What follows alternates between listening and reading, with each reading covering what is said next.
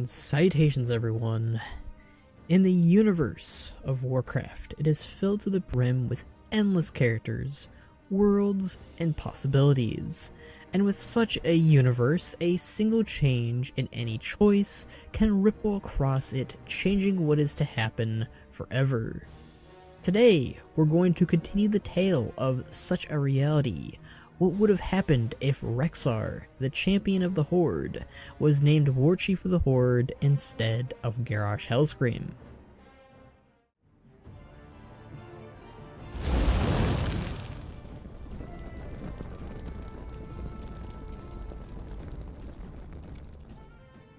A lot had happened previously in Part 1, where Rexxar had been ushered in as the Warchief by Karen Bloodhoof, who'd managed to convince Thrall to name him as the leader of the Horde just before his departure to the Maelstrom.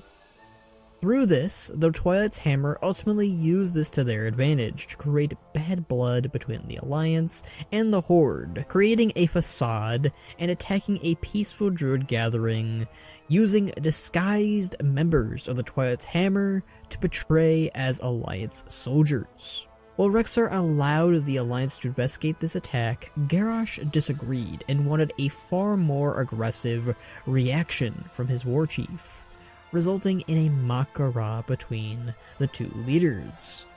Though Garrosh was ultimately spared, Magatha would take advantage of such a gathering in Orgrimmar to strike at Thunderbluff. Bane was killed in this assault, leaving Karen depressed and unable to carry on as his people's leader. Conflict would still arise within the Eastern Kingdoms between the Alliance and the Horde, most of all where Sylvanas would try to expand her reach in Gilneas. Nazgul would watch over the Banshee Queen's shoulder and report back to his Warchief on his findings. At the Twilight Highlands, Rexxar would find a new friend and confidant with Garona Half-Orcan, who had her own scores to settle with Cho'Gall, similar to Rexxar. This would lead to her becoming Rexxar's own personal advisor and leader of the Shattered Hands Order. Now, we're all caught up. Deathwing's jaw laid atop the high ridge next to the stones that many Farseers within the Horde had called upon during the Cataclysm. The Black Dragon aspect was dead, and the elemental unrest around the world had ceased. The Horde and the Alliance could turn to other problems now and look to the healing of the Earth. Rexxar looked upon it with deep satisfaction. Once more, the Horde and Alliance struck at a force together. And not just that, but his friend Thrall, now named the World Shaman, had a part to play in ending such a menace. Fireworks and celebration were sung throughout the valleys in Orgrimmar, but what excited the Mok'Nathal most was his charge as Warchief was near its end. He was honored to be given such a position, but such a rank and role was hardly his. He longed to travel and be within the wilds once more. As the celebrations died down, Rexxar had called upon Thrall and the other leaders to reconvene within Grommash Hold to discuss the Horde's future. Welcome, my fellow leaders of the Horde. I'm glad you could all make it so soon. Be no different for me, man. I'll be here almost all the time. Almost makes me wish I be on the Echo Isles more. Your company in Grommash Hold for Misha and I is most welcomed, old friend. Hey! Might I recommend some far better seats in here? Hell, I'll throw in some gold and make that happen pronto! We're not here to discuss the Holde's furniture, Jaster. Puh, it's your loss. Has there been any sign of a pony, Sylvanas or Thrall? Sylvanas claimed she'd be arriving slightly late when we left, though I do not know why.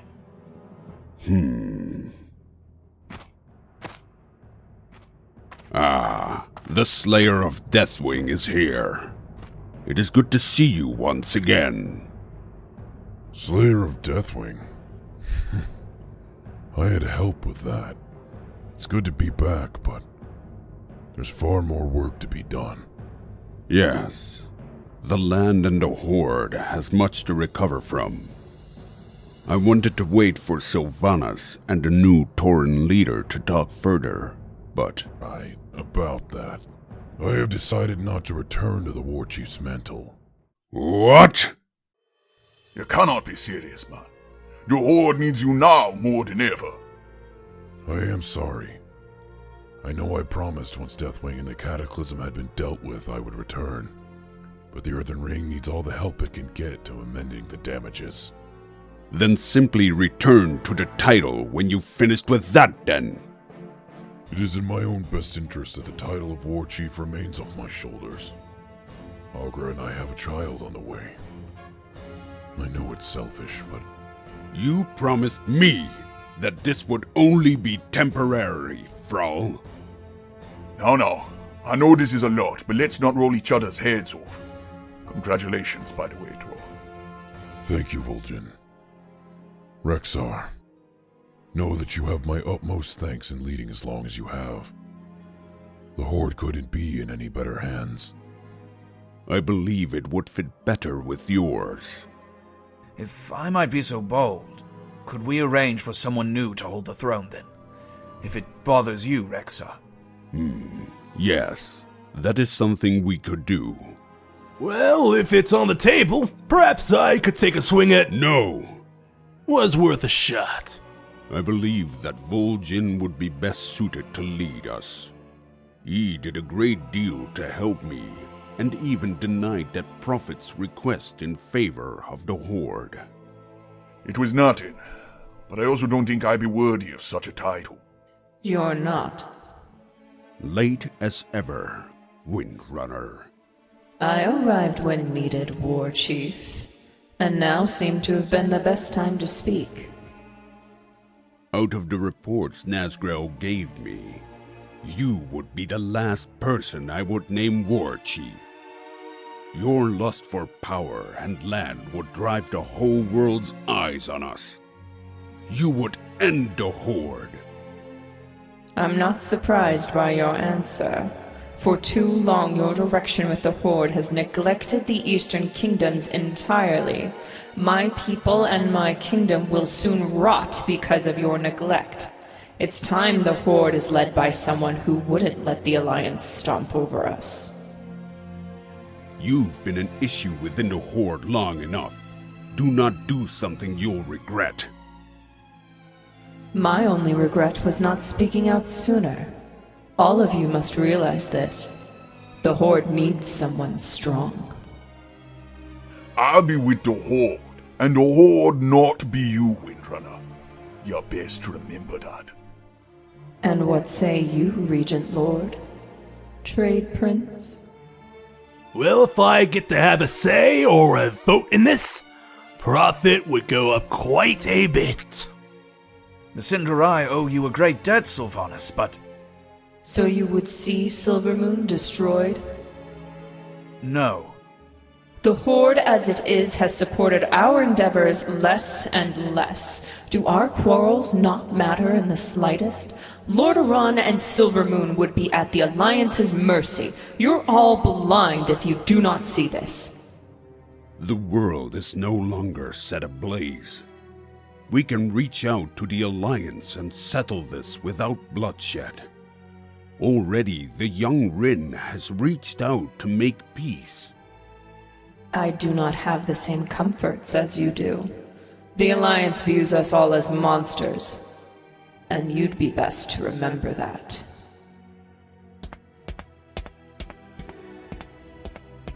I, for one, do not like this. There be something sinister about that one. Think she would try something. I suspect Thrall's arrival may have spared us that. I apologize for my silence. I would have spoken down, but it seemed wrong to. I am no longer the Horde's Warchief, but know I will always bleed for it. Call upon me if you ever need me.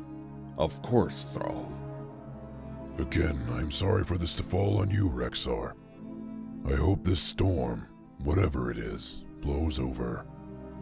The rest of you are excused. We'll make arrangement for another meeting soon. I hope. The rest of the Horde's leaders would leave Rexxar to his thoughts alone within Garrosh Hold. A lot stirred now in Rexxar's mind. What had been a night of celebration had turned to disaster quickly. The man and leader he had admired had angered and disappointed him. The Banshee Queen, whom he had suspected for a while now, was likely about to do something treasonous, or worse. He had called his grunts and Korkron to bring her or any of her associates to the Hold to talk further, but she and all the Forsaken that she had brought with her were gone, and nowhere to be seen, which only troubled him further. Days would pass by, and no word returned from Windrunner or the Forsaken. Things remained unanswered or quiet when the Forsaken were ever questioned. Finally, though, a report would surface, but not in regards to the Forsaken, or at least, not entirely. In the southern part of the world, a new continent would be uncovered, and the young Prince Anduin Rin would be lost in the crossfire, seemingly from an attack from a Horde vessel. A vessel Rexxar and most of the Horde was unaware of. Though Anduin was not killed in action, as a body was never found. The current Warchief suspected that Sylvanas was behind the attack, but he wasn't entirely sure and couldn't prove it. The Alliance were in great turmoil over this, and believed the Horde had intentionally attacked the ship to capture or maim Anduin, leading to further conflicts to erupt between both sides. An Alliance envoy, sent by Varian led by Admiral Rogers, was sent to uncover Anduin's whereabouts. Meanwhile, Rexxar would send Nazgrim, who had done well both in Vajir and the Grizzly Hills, for the Horde to uncover the mysteries behind the attack and this new mysterious continent. Rexxar would advise Nazgrim to not engage the Alliance or any natives unless entirely necessary. He would also send Garona Half-Orcan to spy on Sylvanas and her operations in the Undercity. While he knew Nazgul would do his best, he believed she was hiding key information and details from his eyes specifically. While Nazgrim sailed to Pandaria to do as he was ordered, an unexpected arrival from the Wandering Isles had come to the gates of Orgrimmar. To Rexxar's surprise, a Pandaran named G. Firepaw, as well as several others under the banner of the Vol'jin, in an air balloon had come to join the Horde.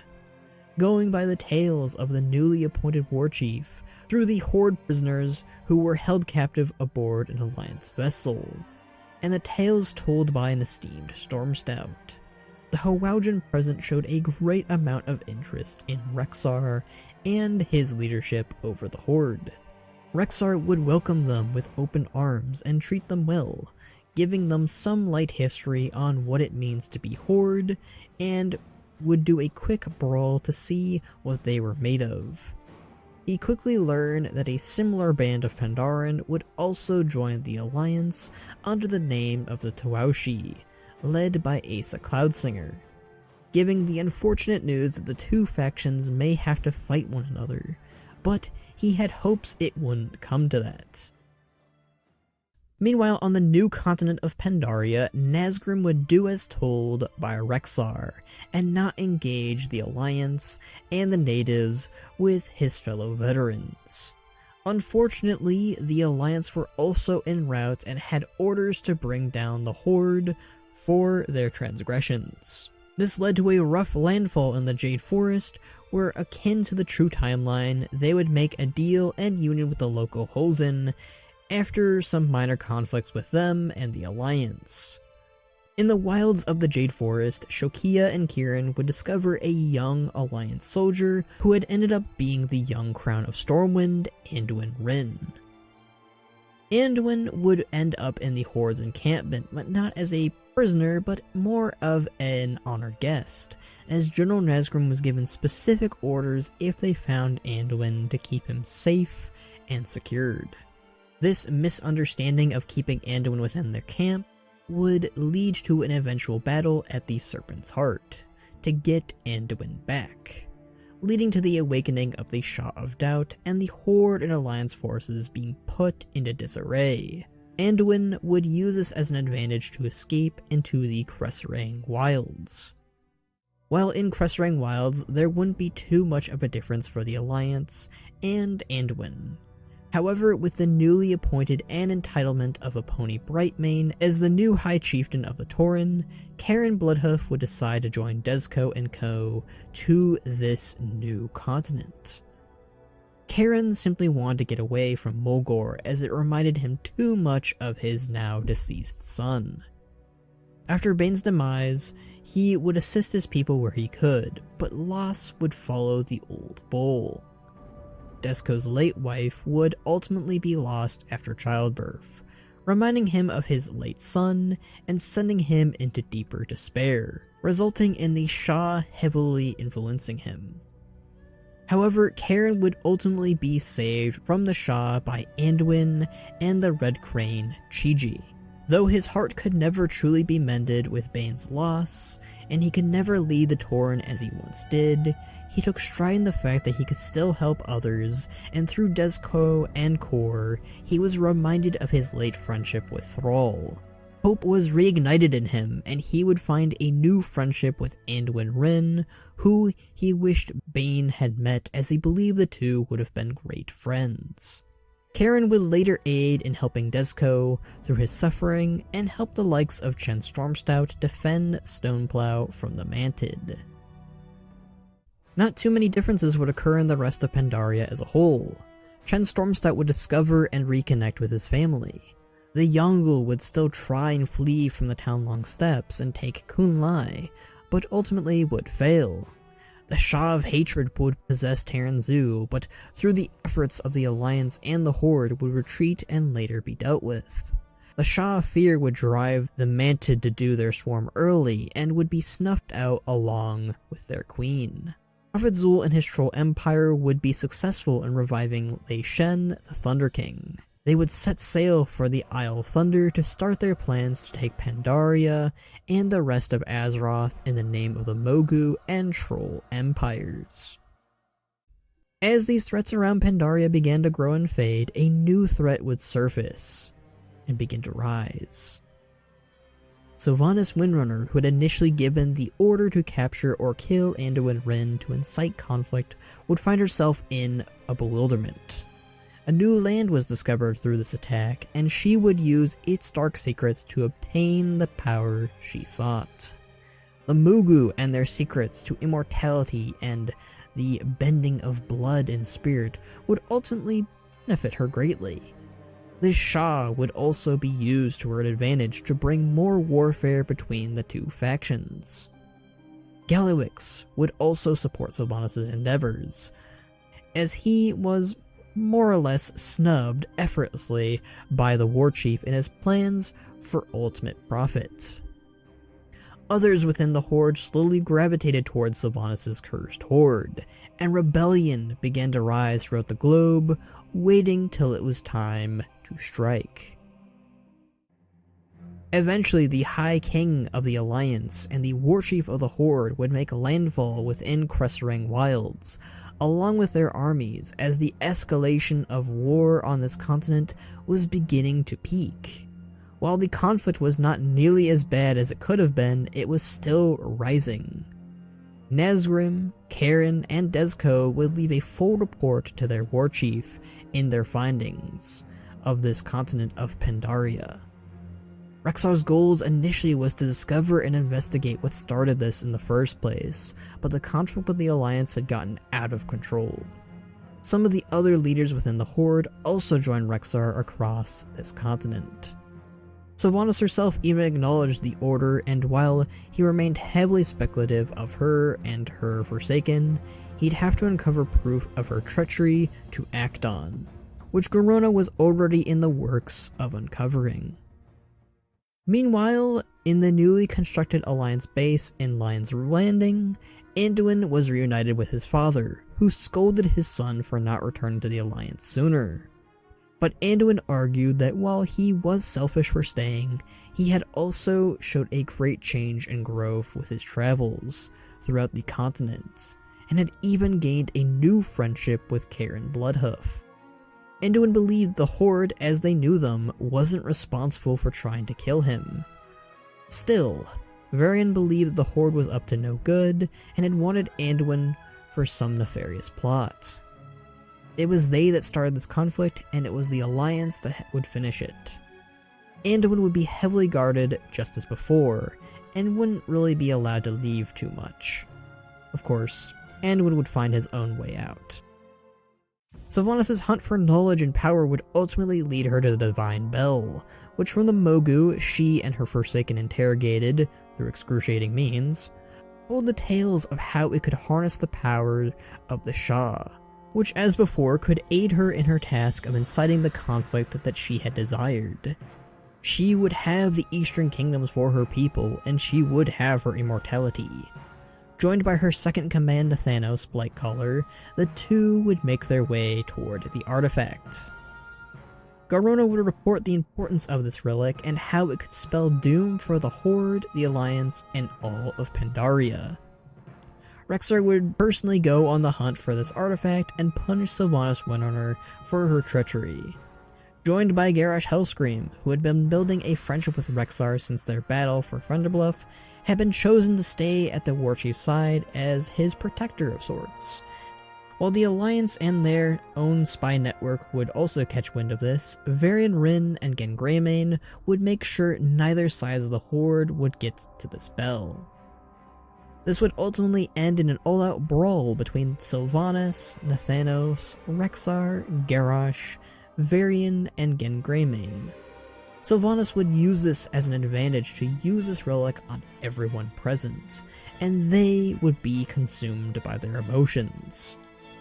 Sylvanas would be consumed in her pride as the Banshee Queen, Nathanos consumed by violence for the living, Garrosh consumed by his hatred to the Alliance and the undead, Gen consumed by despair for his son who had been killed by Windrunner, Varian consumed by anger for the Horde and all of their deceit, and Rexxar consumed by doubt as Warchief of the Horde. Ultimately, they would have to combat their own emotions rather than each other because of this. Garrosh was affected most of all by the Shah as he grappled with many emotions and would need to be saved quickly. Thankfully, Anduin Rin would discover another secret of the Divine Bell, thanks to the Monkey King, using the Harmonic Mallet to counter it, which not only saved them from the Shah, but made the bell useless. In the confusion of it all, Sylvanas would strike out at Anduin and escape along with Nathanos. Anduin wouldn't die, but was heavily wounded in the process. The Divine Bell remained intact and was given to the Celestial of Strength, Zhuen, to safekeep.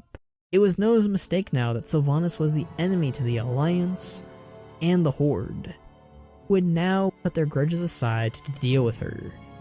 Unfortunately, Sylvanas was not the only threat to Pandaria, as Lei Shen, fully realized in his power and accompanied by the Zandalari, was finally on the move. Rather than opposing one another, the Horde and Alliance would combine their efforts to take down this threat together. The best healers in Pandaria would tend to Anduin's wounds, and he would be kept safe by the Royal Guard and Desco of the Horde. While Anduin nursed his wounds, he would be invited to speak and interact with the rather elusive Dragon Prince, Rathian, who was deeply enthralled and interested in the Mogu. The two would have lengthy discussions on Pandaria, namely politics, and slowly build a friendship to their many similarities and differences. While on the Isle of Thunder, Lor'themar Theron, joined by the best of the best Blood Elves that they had to offer, Rexxar had asked him and his people to aid in the fight against the Mogu and the Zandalari, while the rest of the Horde continued its search for Sylvanas Windrunner. Likewise, the Alliance asked Tyrande Whisperwind and her Kaldorei to assist with the taking out of the Mogu Empire. Though the two elves had a rocky history, there was a time when they came together to take on the Burning Legion and Illidan Stormrage during the Third War. Taking the many lessons of Pandaria to heart, the two elven nations combated the Thunder King's forces together. The Sin'dorei would walk away with the power of the Animus, while the Kaldorei would take with them the very power of the Thunder King from his Dayaz. Not only that, but they would also come together as a better understanding of their two races. A friendship would essentially resurface with the two. Things did not go quietly with Sylvanas and her cursed horde though, as Sylvanas would send Nathanos personally to try and pry the secrets from Prophet Zul on just how Lei Shen had been revived. Wishing to live another day and continue his own empire, Prophet Zul would leave the information with Blightcaller begrudgingly, before trying to sail back to Zandalar. Though the secrets themselves weren't precisely what Sylvanas sought, and were not entirely useless, it wasn't what Sylvanas wanted for the long game. Instead, she would look further through the many secrets Ra-Den tried to bury, and would ultimately find it within the Veil of Eternal Blossoms. There, Sylvanas uncovered the heart of Y'Shaarj, where her cursed horde would feed it the Veil's waters, and bring it forth back to the Undercity. Not before being challenged by Terran Zu and his Shadowpan, who declared that she was nothing like the horde that he had come to know. The Veil would implode around the two after their battle was fought. Sylvanas, now allowing chance this time, would only leave Terran Zu alive long enough to see his precious veil torn asunder. Lord Zu was dead.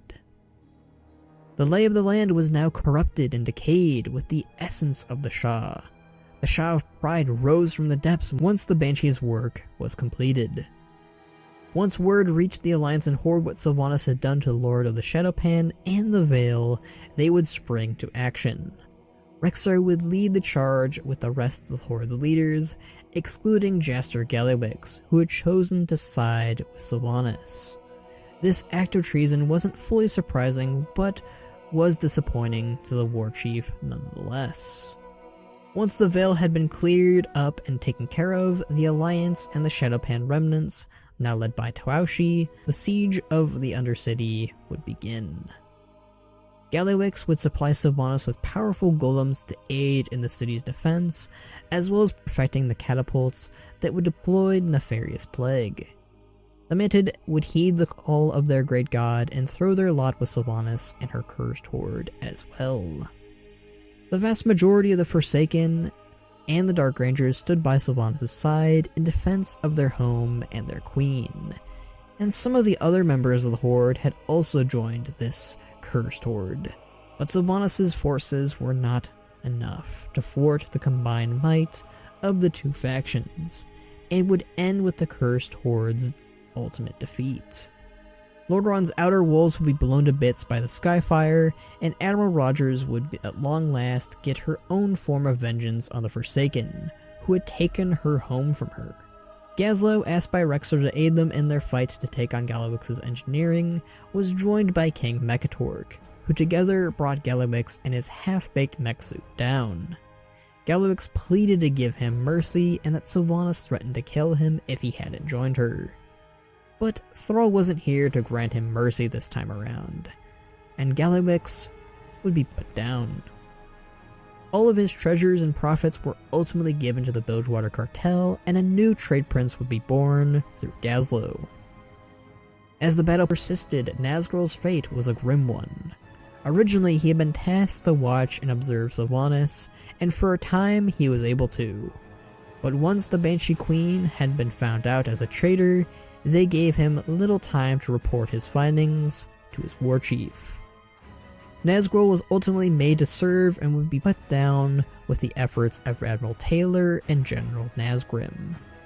Rather than being viewed as a monster, he was viewed instead for his heroism and duties to the Horde and his Warchief. He'd be viewed as a hero of the Horde. Even the Claxes Paragons were enough to delay those who would oppose Sylvanas. The Thanos would be the last and final protector for his Banshee Queen. But just as all others, his death would come too, at the hands this time of Vol'jin and Tyrande Whisperwind.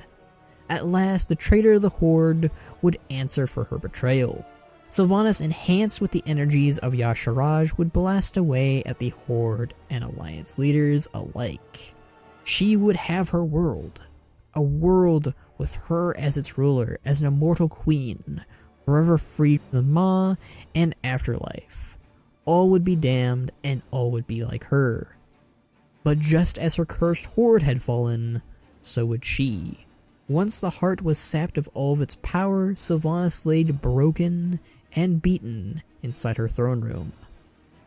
Sylvanas was in a panic. She had no more power, and all of her protectors had fallen, including her beloved Thanos. Both the Warchief Rexxar and the High King Rin approached her with weapons in hand. No! This cannot be the end! You're finished, Sylvanas. Stand down, and we'll give you a clean death. Spare me your formalities. It makes little difference. You left us no choice, Windrunner. This did not need to end in bloodshed. She has much to answer for. That much is true. And while I think death would be a very fitting punishment for her, it is not what Lord Zu would have wanted. Let us take her to Pandaria. There we'll settle justice for all. I believe I owe her that much. Very well. Father, please. I believe this is the best course. Anduin, I'll do what a king must do. Do what you will, Shadowpan. And what say you, Warchief? What fate lies with the Horde? Despite what they've done, the Forsaken will always be part of the Horde. There is much to be done to the land, and we have damaged with our war. And while I'll always be a part of the Horde, my time as its leader grows nigh. Someone new must take the throne. I see. Then let this be a reminder to you and the rest of your leaders. Should you ever fall corrupt or lose your honor, know that we will stop you. Your unity to stop Sylvanas proved to me that we could coexist. But do not forget what happened here today. Part of Rexxar wished he had almost given in to the pressures asked by Sylvanas, or at least was more understanding to her and her people. Perhaps he should have delivered and been far more acting on as a warchief on the Eastern Kingdoms and taken the land that the Forsaken had yearned for. Perhaps then, none of this would have happened. But that simply wouldn't be for him. All that he had hoped for now was that Sylvanas could find some form of redemption in her cell. And with that, the Horde Alliance's peace could be preserved, and together they would learn what was worth fighting for, and would become strong from it. The cursed Horde had minor remnants but would ultimately be defeated. The 4 Valkyr that remained were ultimately still missing. Sylvanas would be questioned and imprisoned in the Shadowpan Monastery, her ultimate fate remaining unknown until a just punishment was decided by the August Celestials and the rest of the world's leaders. The Forsaken that remained loyal to the Horde would create a grouped leadership by the name of the Desolate Council, and the plague was ultimately discontinued, as well as any experiments on the living. Rexxar's last acts as Warchief of the Horde was aiding in the reconstruction of Lor'themar, as he believed the land was still Forsaken's and that they certainly deserved a second chance, though he also remained heavily alert and aware that the Forsaken would likely hate him forever. The alliance would grow as a whole as well during these times of peace, and be far more open to negotiating and speaking with the Horde. Namely, the alliance would push to regain the lands that were lost to them during the countless conflicts, as well as also returning some of the lands that they took back from the Horde. Anduin Wrynn would be further trained and prepared for his own role as king someday, as Varian Wrynn was given such an idea when Rexxar felt the need to bring up legacy and pass the torch on to others. The three dwarven tribes had also found unity with one another and even trust, as Moira had proven herself when the Zandalari had come to their homeland. Gilneas was returned to its people out of good faith, though the land itself would need to be cleansed of the plague that had been fired upon it countless times during their conflict with the Forsaken. With the aid of the Cenarian Circle, Earthen Ring, and the Red Dragonflight, the plague that had damaged the lands was slowly being mended away. Gen Greymane and the majority of the Gilnean people were not a fan of keeping Sylvanas, well, what could be considered alive, and remained highly speculative of the Horde and the Forsaken. Thrall, who hadn't partaken too much in the battle, had found bliss with his family after mending the damages done by the Cataclysm. With Rexxar's departure as Warchief, Thrall accepted his role as the Wark's leader once again, but not as the role of Warchief. This was Thrall's way of fulfilling his promise to Rexxar, as he knew it would be unwise to encourage him to remain in the city any longer. Thrall would spend that time also mentoring Garrosh more properly, to one day take the leadership over the orcs. As it was very apparent Garrosh still had a lot to learn, and he did not want a second rebellion to occur within the Horde over different ideals. Garrosh himself didn't agree with the peace with the Alliance, nor the imprisonment of Sylvanas Windrunner. He took Sylvanas as a personal insult to his own honor after being twisted by the Shah, and made to look like a fool. Still, Hellscream believed conflicts would persist, and that Sylvanas would merely escape her prison to create more bloodshed, and he would be ready for it. He would keep his eye out for the time being, and continue to prove his worth to someday lead the Horde. Cairn Bloodhoof would die a very old age after doing his best to advise his people. He would be buried next to his son and wife, where they could at last be together in the afterlife. Many would attend Cairn's funeral, but on a less somber note than the last one. Epony, the new leader of the Tauren, would traverse the lands of Pandaria, where she would extend to the aid of the Yangul, to help them rebuild and grow more united and stronger than ever with her own Tauren, as she believed that the Yangul were given a bad hand during the many conflicts. Trade Prince Gazlo would be a far more generous goblin leader and would often show understanding and care to those within the cartel. Despite being such a charitable goblin, profits would actually double, as Gallywix had hoarded most of his gold and earnings for himself, and only himself. Gazlo, on the other hand, would, not do that. The love shared between G. Firepot and Asa Cloudsinger was ultimately accepted, and was one of the first few instances where the Horde and Alliance had such a grand union. Married on the Wandering Isles and joined by their peers, G and Asa's goals after they were wedded was to make it more possible for the Horde and Alliance to work together, under one banner. One that Thrall and Jaina Proudmoore greatly supported and believed Theramore to be the perfect grounds for it. Lady Taoshi, as the new leader of the Shadowpan, would tend to Taranzu's body properly. She would then make ready to amend the damages caused by the Outlanders across all of Pandaria, and especially the Vale, with some help from the deceased Emperor Xiaohao.